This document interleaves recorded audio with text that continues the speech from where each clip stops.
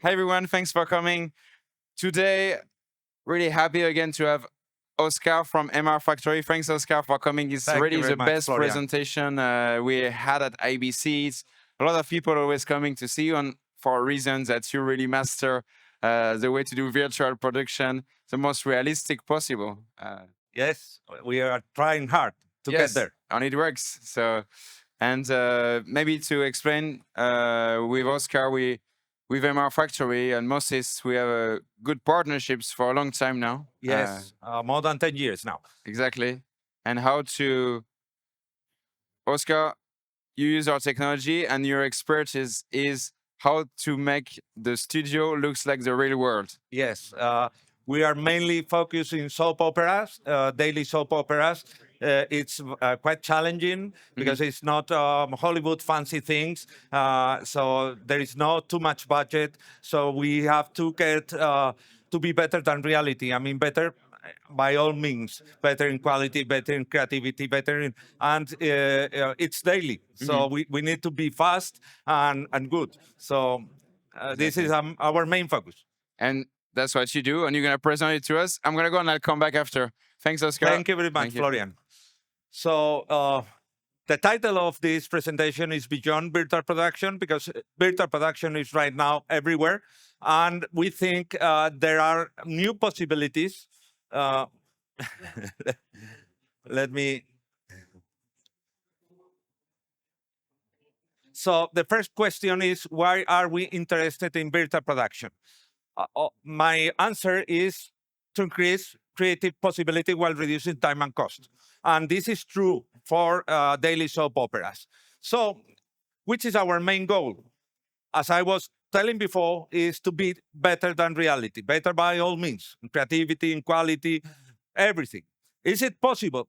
Well, we are trying hard, and this is an example where we can showcase footage that is shot on location, and the same footage is shot on our virtual studio. Because the main objection for this virtual production are typically, is it going to be look real? Is it going to be to look as if we're shooting on the location?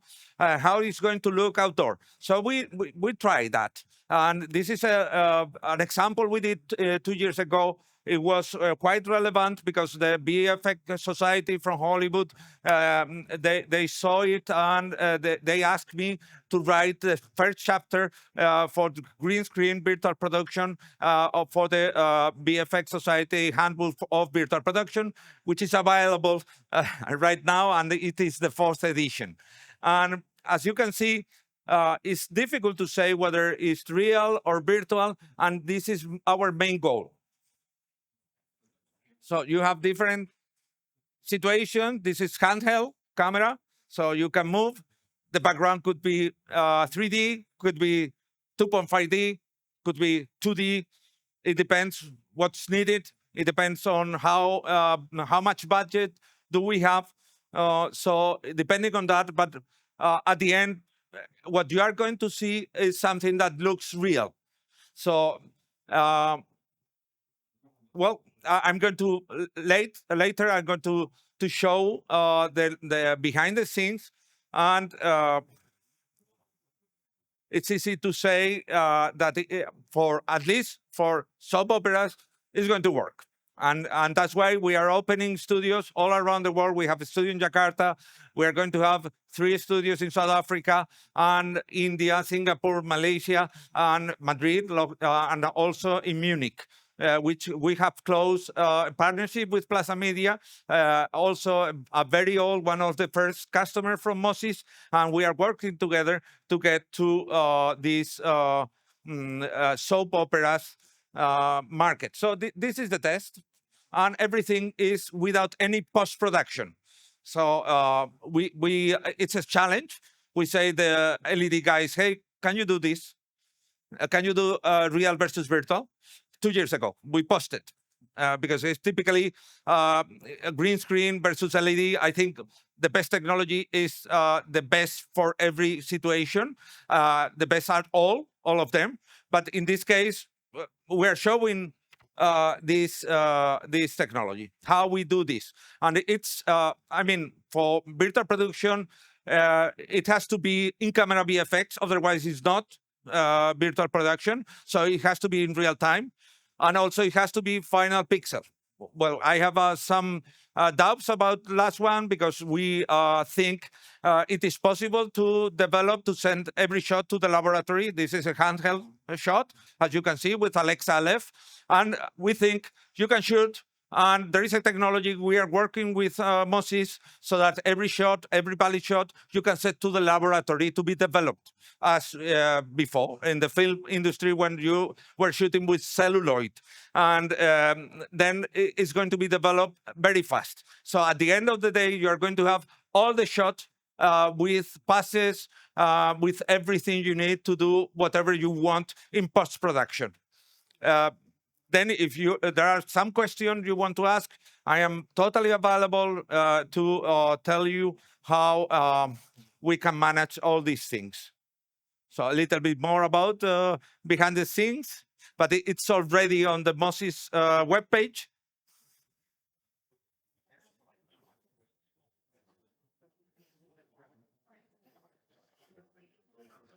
There is no problem with angle shots.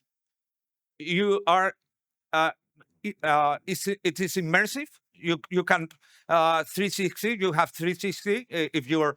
I mean, you can compose people that there is no blue screen background, but there is no spill at all because if the studio is large enough, there is no any problem for spill. Spill if the studio is very small. I mean, if I point a light here, I'm very close, I'm going to look green. But if you have a really large studios, and we love large studios, and it's quite inexpensive. This is one our studio in Madrid, and look at that, it's real time. And well, we love to deploy real props, practicals, so that we combine everything together. Okay, so as you can see, this is our studio in Jakarta. Same thing. We are doing soap operas in Jakarta. It's called FTV. Right now, we are doing 3 per month. Our goal is to produce more than 30 per month. 30 TV movies, each one 90 minutes. So 1 per day, more or less. How do we do this?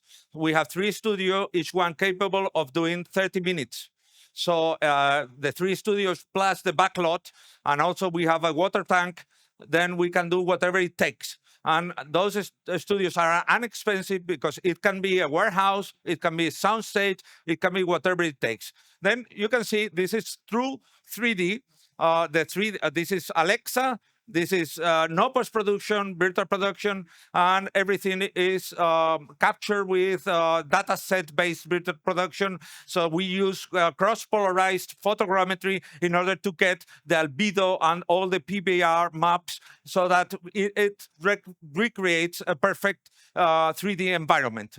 Almost perfect. I mean, don't take me so precisely. So with some post-production, it's difficult to say which one is real or virtual. But not only we work with dataset-based virtual production, obtaining everything from the real location, but also we create worlds. Because one of the things that is very good for virtual production is the ability not to create content, but to create worlds. And this world is a content generation. Let's say we can produce feature film for that world, fiction series, promotion, TV commercials, whatever it takes. Because once you have the world, you have everything to do whatever it takes. So this is some of the footage we have done during years, and some are more creative than others. So, but I mean, we can do whatever it takes. Our workflow, we have a concept art, then the concept art can work with AI or whatever he needs. And once they give us some concepts, we can build the whole world. So this is an example of the daily soap operas we're doing in Jakarta, in Indonesia. And it's called FTV. quite successful there. We have a lot of acceptance by the audience, more than 80%. So it's right now a way to produce this kind of soapy, low-cost daily soap operas. So some of the sets are better, some other sets are not that good, because we have so low time to produce that we have to be very fast. But even though we are struggling to get perfect quality real versus virtual, and that's why we are working in digital digital twin, digital clones for locations, for lights, for lenses, for everything, so that we can match perfectly everything on the set. I mean, real versus virtual. So you get the idea. So which is the best technology for virtual production? All of them. So that's easy. So if something we need LED displays, we use them. But you have to know, LED has its benefits, it has its drawbacks, the same as chroma key and as many other things. So how do I see the future of virtual production? Personally, I see black, very black, because we are working at Luma key, instead chroma key, Luma key, to avoid all the expenses in light fixtures, light suspension, pantograph, and also the power consumption to be the company, or to be the offering with lower carbon footprint of the whole audiovisual industry. So there is a new black that can absorb the 99.9%. So this is a black that doesn't exist in nature, and we are working with Mo-Sys to get there. So it's going to be a huge save of cost. Imagine having a 3,000 square meter studio and to illuminate that studio.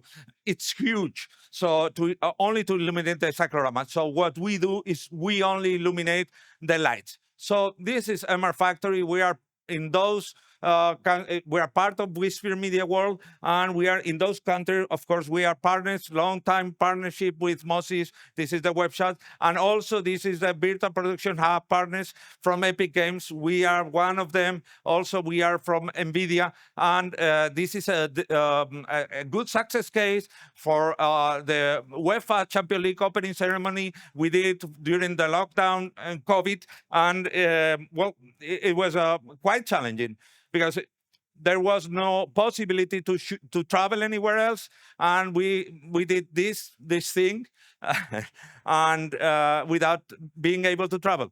And at the end, they changed as you know, because it was England, the one who to English football team, and they changed from Turkish to Oporto, I think, the stadium, and 15 days before. So it was very difficult and very challenging. So also, we work with NVIDIA, with Omniverse, which is a tool. We are integrating with and this is the Virtual Production Handbook. It's good, you buy. And also, we are working with the Spain Film Commission. That is the first film commission that has created a digital twin for an historical landmark that is, and we have written the white book. So why virtual production? So there is a trend for digitizing. We come from the mechanical editing to Avid to digital cameras, and then what's next? What next is to digitize everything that is on stage. But this is something that happened in the past. This is Hollywood, the Dream Factory, and everything was that way, and it worked. So right now, you can see all the Hollywood movies, historical, science fiction, it works this way. And then you can go to a location, which is great. And if you combine the benefits for all of them, I think it's a good approach. So that's why we created this, to reduce the carbon profitability. You can shoot on every location that has tax incentive, creativity, lots of things. But there are some drawbacks. The main drawbacks is the lack of knowledge. That's why Mo-Sys has a Mo-Sys Academy to spread and to share the knowledge of virtual production, and we are very, very excited to work with them in creating success case. So it's easy because you create the assets, you shoot, and then you color grading. That's all. And you have to add only the VFX supervisor. The BP supervisor to traditional production. So how much are we going to save? 30% of the cost and 50% of the time. So this is the evolution. We started doing entertainment for Big Brother, and we started doing virtual sets long time ago. So it was 2015, and this is the quality we achieved doing Big Brother. We did teleportation. We did lots of things. You can see on prime time that cube doesn't exist. The audience doesn't exist. I mean, this one, yes, it does. But there are lots of things that we did in 2016 in real time. And this is the first teleportation on prime time live broadcast that is done in the whole world. So lots of things we did at that time, and lots of projects we have done. This is the launch of PlayStation 5 for Spanish-speaking countries. So, I mean, lots of projects. This is the first viral video that I have seen, and it was because we were asking a technical question, and then all the people thought that this is a good example, and it became viral. Because cinematography on Facebook group, they started to share everyone, and millions of people saw this video.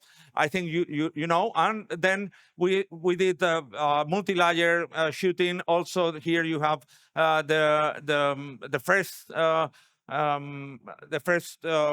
situation when we use depth of field, and this is the first test we did in 2016, testing a film scene. Again, real versus virtual, and it took more time to learn this dance than to create the whole thing. I think 10 days we did all the sets, everything. And comparison real versus virtual, a very good actor. You can hire me if you want. So lots of examples, and then we are going to talk a little bit more about how we do this. So these bathroom scenes is very, very interesting because there is reflection on the walls. We can capture, there's a hole on that window, and projecting the light, the spotlight, and when she stands up, all the reflection of the back, and we can capture those reflections, as you can see. Also in this scene, we use laser projectors to project shadows, which is something very good. It's not all about reflections. Also, shadows are very important. And as you can see, we record the matte, and here you see the laser projector, which has perfect colorimetry, projecting the shadows of the trees on the characters and even the spill. So there are lots of possibilities. Here is the final shot. We tested on movie theater and with the DCP, and it works. It works. 2016. It's part of a movie that it was produced. I mean.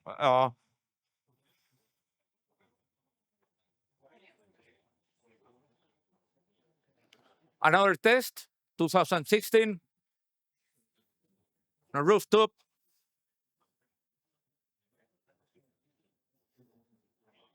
Everything is 3D. So lots of examples where we are using chroma key-based virtual production, and it works. It works, and these are feature films that are already released and launched to and are available. Okay. The behind the scene of that shot with practical doors. And there were lots of scenes, all the car scenes we did, and lots of indoor and outdoor scenes with props and practicals. Look at it was the older model of Mo-Sys Strat Tracker, which was based in ultraviolet light.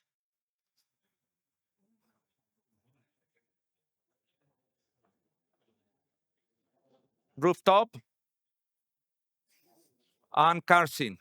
This is practical, and you can move freely without any restriction. Do angle shots, do whatever it takes, because there is no limit. And since the backlot is, the cyclorama is so inexpensive, this is money haste, other car scenes we have done. So let's talk a little bit about technology. There are 5 things: background, illumination, tracking, systems, color. It seems I'm losing the, so next slide, if you don't mind. So let's talk a little bit about background. How do we get that quality? Next slide, please. And we use every type of paint.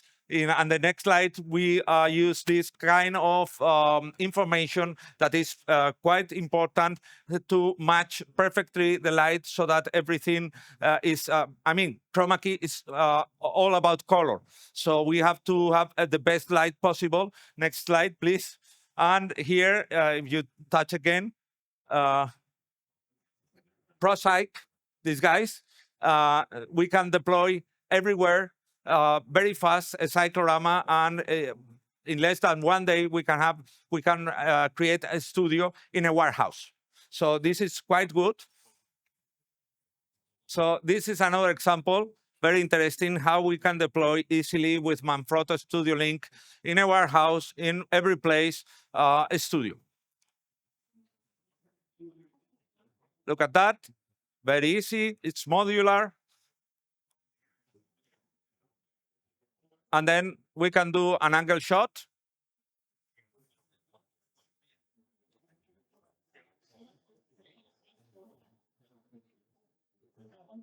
This is a video from Manfrotto. And then you can do what is called a parking lot, a green screen parking lot. So very easily you can deploy this green screen and do some action scenes without any restriction, because you can deploy as many panels as you need. So this is with VFX marks, but we have an approach. This is our rooftop in Madrid, and we are going to test with wireless camera and Mo-Sys tracking system. The good thing about this is we have the sun. It's the best light you can have.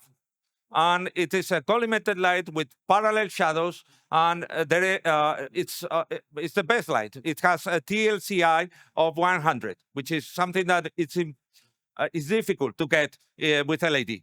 There are some lights that are almost there, but typically the best light you can buy are 98 TLCI, which is an index to measure the color quality.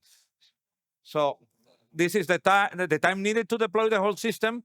Imagine it can be as large as we need, because we are using wireless camera. This is the wireless camera, and the Mo-Sys is pointing to the floor. Look at these tracking marks. It's the same approach, and there is a mat, and then we are ready. 4K HDR, real-time, outdoor. The cost of the studio is irrelevant, because it's the sun, and at least in Spain we have a problem with rain, and we have lots of hours of sun. The problem is the opposite, sadly. So this is Stargate. They have there are lots of fiction series, daily fiction series that have been done with these techniques, what is called backlots. And we think to recover this approach is good because then imagine we are going to create a Viking village with nice landscapes, and then we use this chroma key approach so that we can have horses, large scenes. And there is no way to do these kind of setups without going to chroma. That's why we want to have all the consistency needed in light and everything. So at the end, the skin tones are very good because it's the sun. And the intensity of light is very important because the lenses you have to close the diaphragm in order to get saturation, to make the lens work right. So all the light looks great because it's the sun. Lots of example is there. This is 2008. So what we have done is to inspire on this footage to do the same in real time with real-time virtual production.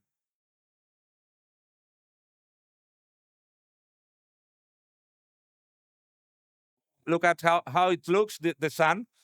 So expensive to get this light, so expensive in a studio. It could be hundreds of thousands of euros to get this kind of intensity and quality on a studio. And you never get there because at the end, you need parallel shadows. And if you put a spotlight and you go from here to here, the shadows are going to move all the time. So this is amazing.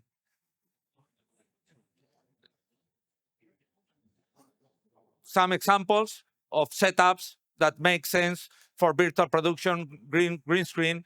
And for that, to get maximum quality, we need to do dataset-based virtual production, which means we are going to scan, we are going to do photogrammetry to get the geometry, then get the lights with VFX balls, with the Seconic, and then we are going to scan the material with cross-polarized photogrammetry to get the PBR, and then we are going to take some plates, and maybe with the Ursa, maybe whatever you are going to shoot.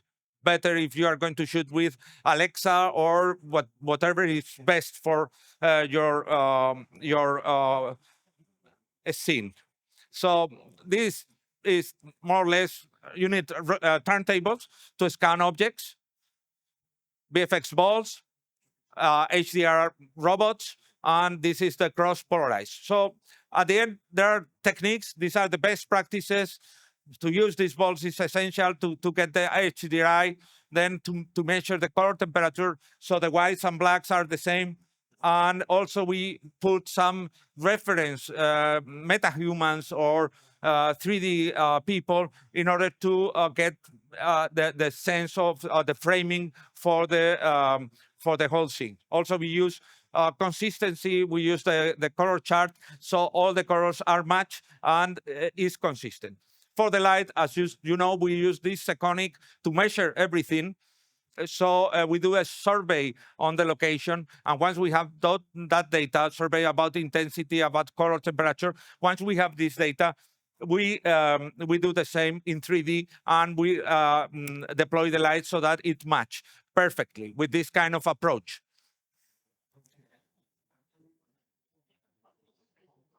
For tracking, everyone thinks tracking is only about cameras, but we can also track the lights. This is a good example.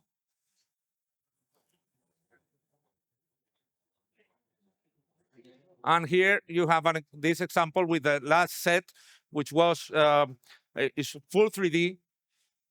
That little Bambi is cross-polarized photogrammetry on a turntable, same as the chair. So that's why it looks so real. And look at that, the camera is moving while the light is also moving.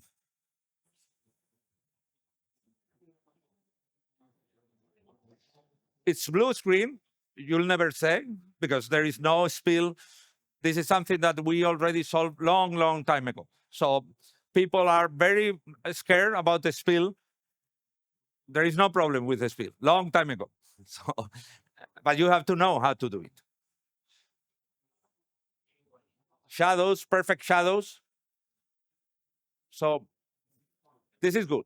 Also tracking, look at the precision of the Mo-Sys star tracking, which is great. thanks to Martin. he's the developer. And look at the chair. It doesn't move at all. It's there. There is no sliding. Also, we track everything: cars, microphones, lights, whatever it takes. Our approach for cars is we do a photogrammetry for the car, and then we track the car, and then we can overimpose the real car versus virtual car while everything moves, so that we can change the color with HDRI, the light, and it matches perfectly. Here is an example of how we work the car scenes, because something that everyone says, well, you can do for any kind of scene chroma key, but for cars you need LED. Okay, we do without LED with perfect HDRI matching. This is a test scene. No, it's not not a final shot, but look, it works.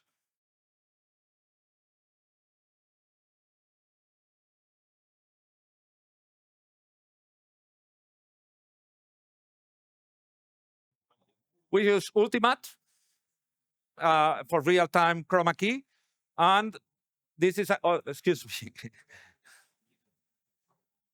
This is another test. Oh my God! Look at the hair, and there is a transfocus from Mo-Sys, the foreground guy, to Diana, and he has glasses, and then everything is going to work. It's a test scene. It doesn't. It's not. I mean, it's not a test of the quality of the background, just a test of the chroma. But as you can see, there is no problem for spill with chroma key. So these are the systems we use. Each rack is a camera. For a camera, we can use as many as we need, and we use the whole spectrum of ACES AP0 because we use AGA systems to manage the color. One of the main objections for Unreal Engine is it looks like a video game. Well, here you have GTA 5, which is a video game, and with some neural convolution networks, we can convert a video game to a film. And it's a video game, and right now it looks like a film. So even if it has a look of a video game, there are technology that we can do in real time, because this technology can process the whole thing in real time, and it works. So also sound is very important in virtual production, because you can place in Dolby Atmos any sound on the 3D environment.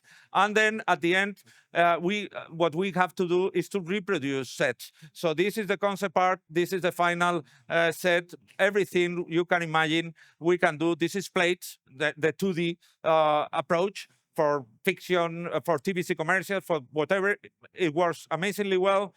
Here you have another approach. This is 2.5D. So the foreground objects are 3D, while the background is a plate with the same quality of the camera. So we use same lenses, same camera, so that it matches perfectly well. So this is an Amazon documentary series, and it looks great. So, well, real versus virtual in 3D. This is a photograph. This is a 3D set. The quality is almost the same. So as you can see, it's difficult to say.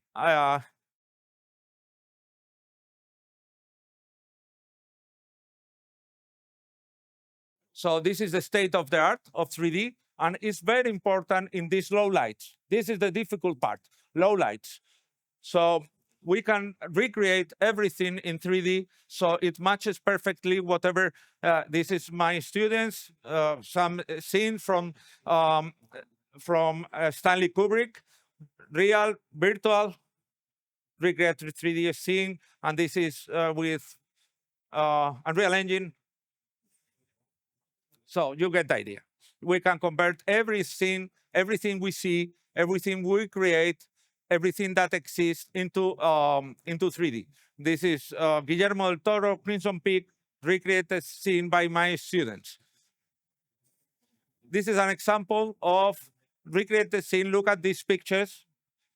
It's very easy for us to place correctly, but we are using the footage, a work in progress footage, because it was so close that you would think that it would be a kind of discarded shot for the original movie. But in fact, it's my students working on this thing. So this is the way we work every time, real versus virtual, whether it's 2D, it is 2.5D or 3D, and then we match it, everything so that it works for soap operas, for high-end feature films, whatever it takes. So just to finish,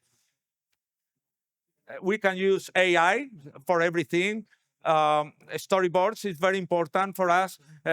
So right now, AI is a great help to create those storyboards and also to create concept arts.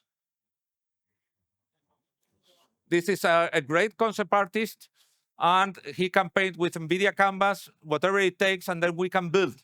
We can build using lots of tools that are available. Word Creator is one of them, and with these tools, we can create this. Look at this, because it's quite amazing.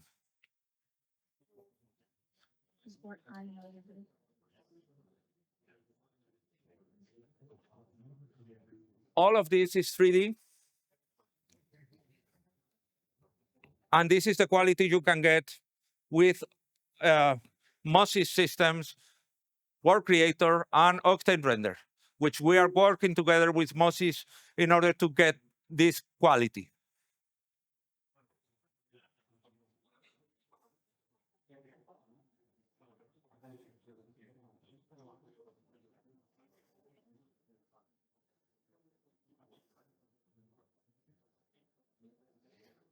Okay, another example.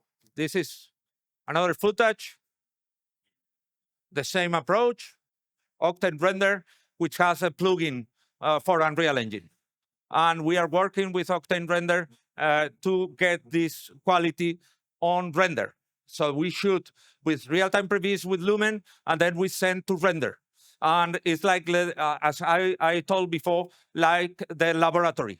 So then we get this quality. Like if we were shooting, if we were developing on a laboratory, the film. So this is another approach.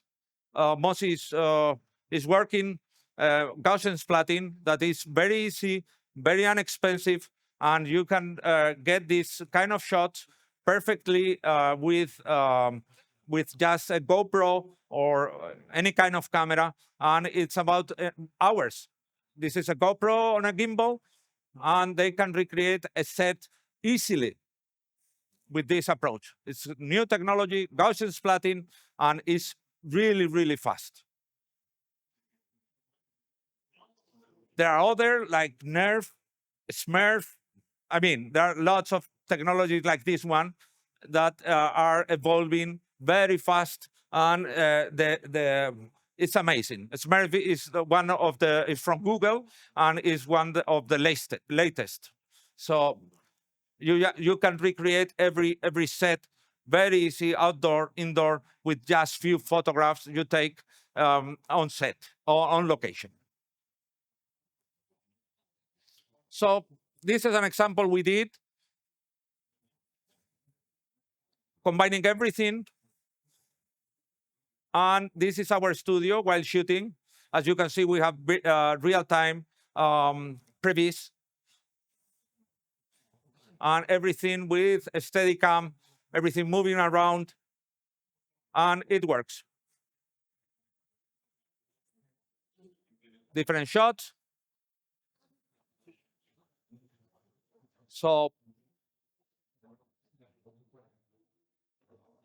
you get the idea. This is our studio in Madrid. Same thing with our studio in Jakarta, shooting with 3 cameras, soap operas, and